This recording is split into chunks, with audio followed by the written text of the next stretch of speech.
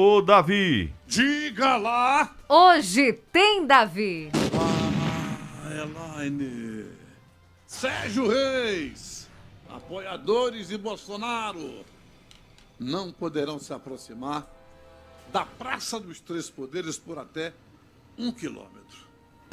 É bomba. Zé Múcio, Paulo Câmara e uma nova ideia do PDT poderão mudar rumos na organização dos partidos, na elaboração de chapas na eleição do ano que vem. Você tem que entender tudo, né? E é assim que se descobre cada coisinha. Deixa eu falar sobre a decisão de Alexandre de Moraes. E aí é aquela história, se estão fazendo certo, terminam fazendo errado. Ou seja, o pessoal vai com muita sede ao pote, de repente termina descobrindo o segredo e dando tempo para que se proíba aquilo que poderia ser forte. Porque, na verdade, a justiça, diante do que vem se posicionando, isso é para quebrar o movimento que certamente vai acontecer no dia 7 de setembro. E não só foi apenas só o Ottoni de Paula, que não foi alvo porque é deputado, mas os demais blogueiros, né, tipo Marcos Antônio Pereira Gomes, o Zé Trovão, Sérgio Reis, que é do agronegócio, Eduardo Oliveira Araújo, muita gente, o Edson Macedo, esses blogueiros mais próximos, que, segundo dizem, estão sendo patrocinados justamente pelo governo de Bolsonaro. E aí entra a justiça na ideia de fake news e uma série de coisas. Então, eles estão proibidos, está entendendo? Isso levou também ao Eduardo Bolsonaro, o filho do presidente, dizer que vai chegar um dia em que não vai se cumprir mais aquilo que o STF manda. Ele continuou sendo crítico ao STF, alegando uma série de razões, em defesa, claro, do pai, e disse que não tem medo de ser preso de hipótese alguma. Só o que está faltando agora é prender Bolsonaro, prender o filho, etc. e tal. E que, na verdade, vai chegar um dia, veja a frase é que essa é a famosa sugestão que o STF não aguenta. Vai chegar um dia em que as ordens não serão cumpridas mais. Está já chegando. Aí você pensa mil coisas, não é? Uma frase dessas faz você pensar mil coisas. Então, são essas questões que muitas pessoas acham que o governo Bolsonaro, as pessoas, os apoiadores, as pessoas que estão do lado do Bolsonaro, essas pessoas não deveriam agir dessa maneira, porque o silêncio é a alma do negócio, como diria. Então, se você quer fazer, não diz o que vai fazer. Se você diz aquilo que vai fazer, você previne para a realidade não ser da maneira que você quer. Mas isso é um problema deles lá. Eu apenas estou repassando o que a gente está vendo, o que a gente tem observado aqui. Nada a gente pode entender, porque do ponto de vista de respeito aos poderes, às instituições, a democracia, a liberdade, tudo isso a gente defende e todo mundo quer isso, liberdade de expressão com respeito. Respeito à Carta Magna, que todos deveriam respeitar, né? A Constituição é para todos. Então, eu não sei por que, de repente, eu posso compreender se todos são julgados, punidos, absolvidos, e por que é que os integrantes do STF não podem ser punidos também? Por quê? Essa é a pergunta. Então, é uma Constituição dúbia. Serve para Zé Buchudo, Mané, Joaquim, Cururu. Mas não serve para Lalá, Lelê, Loló. Não é? Então, como é que eu posso entender isso? A Constituição é única só. Então, se você comete o delito, seja você autoridade ou não, você tem que ser punido pelo delito que cometeu. E eu repito, todos estão ferindo o princípio da Constituição. Na minha concepção, não escapa um. Todos estão.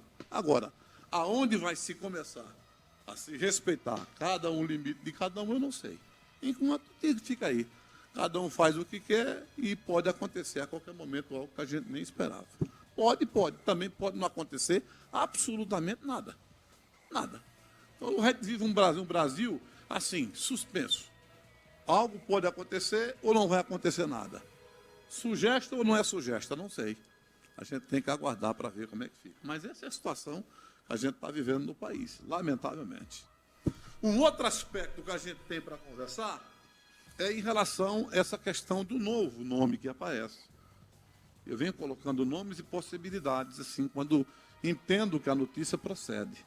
Quando eu entendo que a notícia tem, digamos assim, um tipo de interesse financeiro, aí eu estou fora. Aí eu não divulgo, mesmo especulativamente. Não é? Porque tem notícia plantada. Você vem para o interesse de A, de B, de C. O dinheiro corre frouxo, aí você tem interesse seu. Então, defenda o seu. Boa sorte para lá. Comigo você não vai contar. Mas quando a notícia eu vejo que não tem esse tipo de coisa, a gente leva em consideração. Tipo, por exemplo, Zé Múcio. Zé Múcio foi candidato já no passado. Não é? Surge como um nome, uma possibilidade.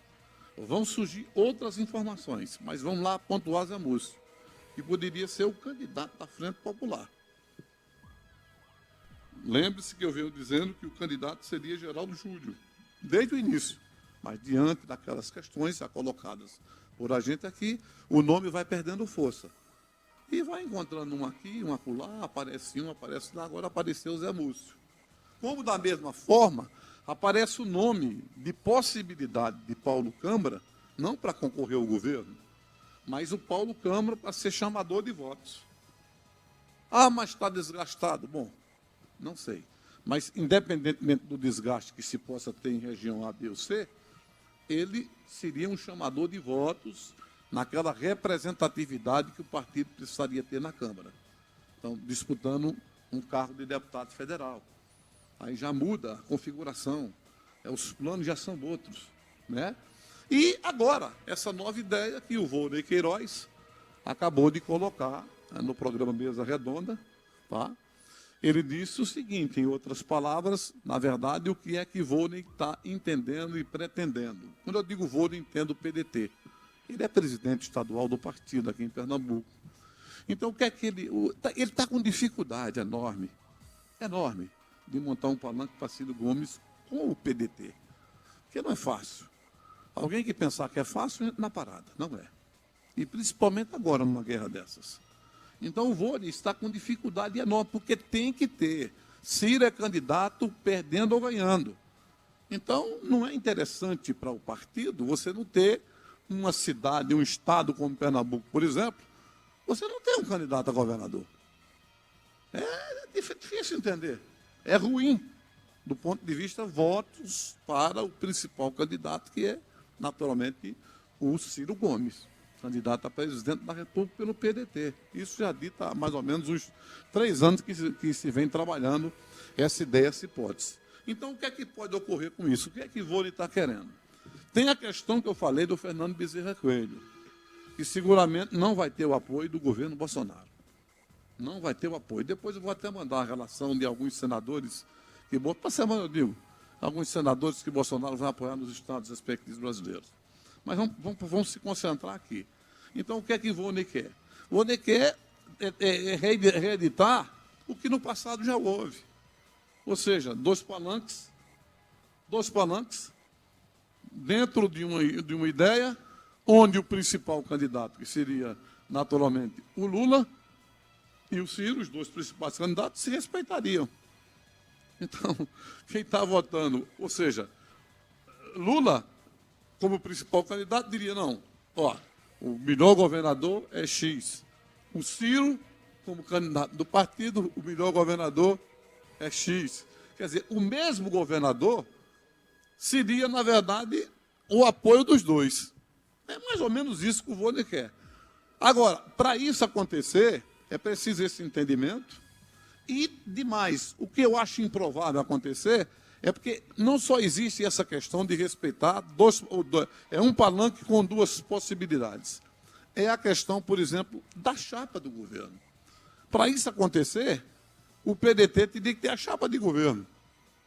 Teria que ter. E quem seria? Vamos conversar com o Miguel Coelho. Ótimo. Não vai ter chances no MDB, pelo que a gente está acompanhando. Tá bom.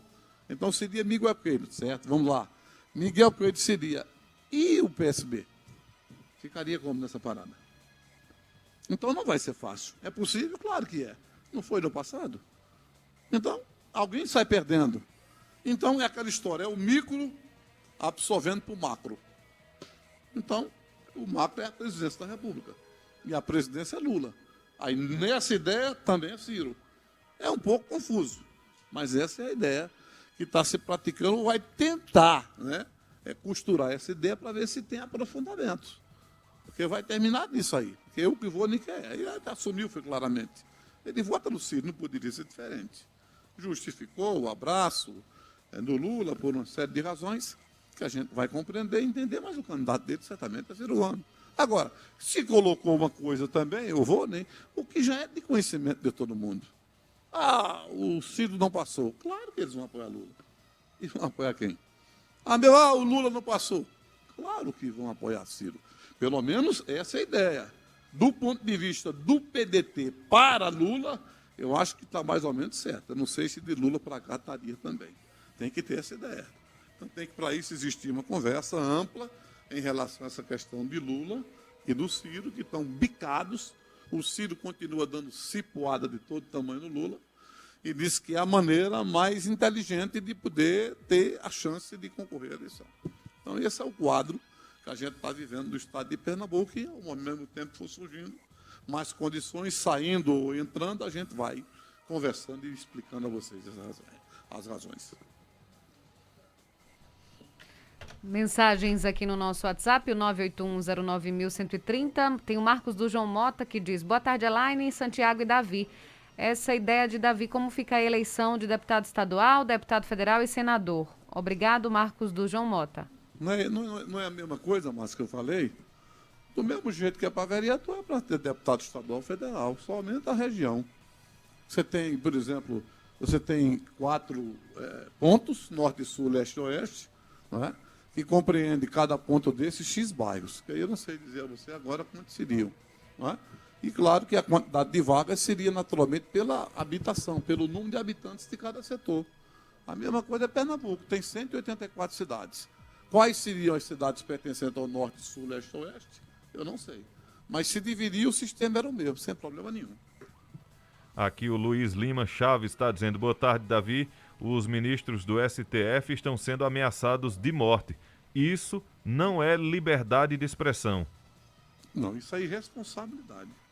Eu não apoio isso aí, não. Eu acho que tem que se respeitar. Não é? Você não pode ameaçar. Agora, isso é crime. Você não pode. E eu não estou defendendo isso, não. Pelo contrário, eu condeno. Mas, ao mesmo tempo, condeno quando as decisões são apenas decisões que são satisfatórias para quem julga. É isso que eu estou colocando. Do mesmo jeito que existe o crime em relação ao que você coloca, existe o crime que é um desrespeito à Constituição em relação às decisões dos ministros. É essa história. É um jogo de mão dupla. O José Carlos Luciano da Silva: boa tarde, Elaine, André, Davi, cachorrão do forró, sempre ligado em vocês, dizendo que em outubro tem o forró dos vacinados. Olha aqui, um abraço para o cachorrão, tá ligado aqui no programa. Tem mais pessoas participando. Vai ser muita gente, né? É verdade. Se pega, não vai ter lugar para comportar isso aí. Selar? Selar? Um abraço, Davi. Até segunda. Até segunda. Bom final de semana.